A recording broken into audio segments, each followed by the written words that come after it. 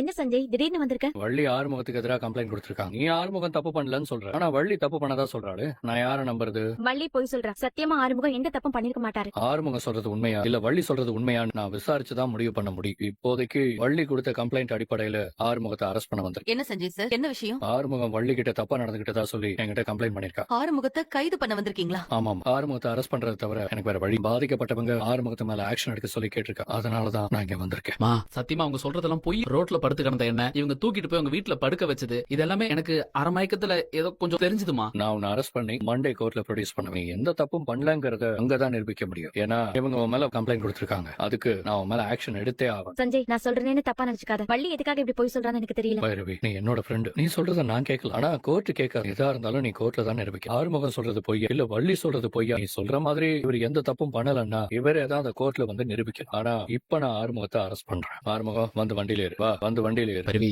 சத்தியமா நான் எந்த தப்பும் பண்ணல பைரவி, என்ன நம்பு பைரவி. பைரவி, ஆறுமுகத்தை 2 நாள் நான் ஸ்டேஷன்ல தான் ரிமாண்ட் பண்ணுவேன். மண்டே தான் கோர்ட்ல ப்ரொடியூஸ் பண்ணுவேன். அதுக்குள்ள நீ ஆறுமுகம் தப்பு பண்ணலன்னு நிரூபிச்சினா நானே இந்த கேஸை க்ளோஸ் பண்ணிடுவேன். ஆனா ஒருவேளை உன்னால நிரூபிக்க முடியலன்னா என்னால ஒண்ணும் பண்ண முடியாது. ஆறுமுகம் ஜெயிலுக்கு போறத என்னால தடுக்க முடியாது. இந்த வள்ளிக்கு வேற ஏதோ மோட்டிவேஷன் இருக்கு. கண்டிப்பா அது என்ன நான் கண்டுபிடிப்பேன்.